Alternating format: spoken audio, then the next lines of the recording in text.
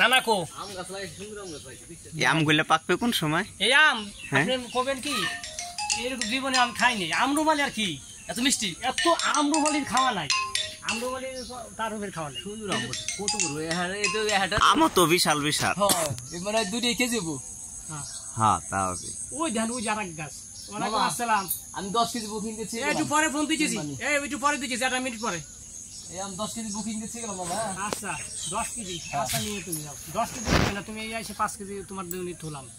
10 KG আমি booking দিয়ে তুলাম আমার জন্য। আমি 10 কেজি রাখলাম। নানা কেন কোনে আম দেওয়া পছন্দ হইছে বড় বড় আম। যদি আমার মেলা আমরা এখন আম বেশি হাল ভুলে দেখো আপনি নাই এই না এর সারা দিন আছে না এবং এটা সারা দিন সারা। আচ্ছা আর রাস্তাতে আমি আনবুনাকে বুঝছেন এই একটা লাল কাটি আমি অন করছি। এইটা লাল কাটি দুই গাছে 2 আর বাচ্চা নিতে অল্প করে দিন অল্প করে বাস আপন তো তারপরে সে টাকা নিবি না আমার দিকে আছে পাঠা দিই তুই বাস তুই আপনি তারপর গাছ পাতা নোয়া এই টাকা দিই। আমি তো গাছ না লাগা ফলের গাছ লাগাইছে সুন্দর করছে না ভালো হইছে, আমও কিন্তু যথেষ্ট ভালো হইছে। এই আম 2 কেজি হবে কি জানো তোর কথা? ওই জানো কি বড় বড় আম হইছে না। এবং আমি 10 কেজি বুকিং দিয়ে রেখে গেলাম। আচ্ছা হইলো।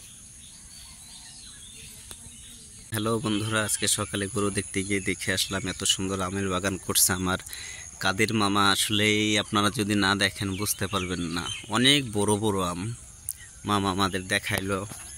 ইভেন আমি তখন চলে আসলাম, মামা আমাকে বললো মামা আপনার জন্য 5 কেজি আম রাখা হবে, আপনি 1 মাস পরে এসে নিয়ে যাবেন, অথবা আমি আপনার বাসায় পৌঁছে দিয়ে আসবো, কারণ ওনার আমটা হচ্ছে অনেক দেরিতে পাকে। হ্যাঁ, এটা যে কি আম মামা আসলে নাম বলতে পারলো না, ভিতরে আঁশ হয় না। আমি একটু বড় করে আপনাদের দেখানোর চেষ্টা করি। ভিতরে আমের কোনো আঁশ হয় না, এতই মিষ্টি আর এতই রসালো।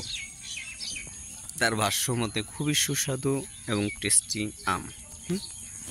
তো সে আমার মামা হয়তো, আসলে মামা আমি হই তার, সে আমার অনেক বড়, যার কারণে আমি কি তাকে মামা বলি, সে আমার বাইকনে বলে, ঠিক আছে।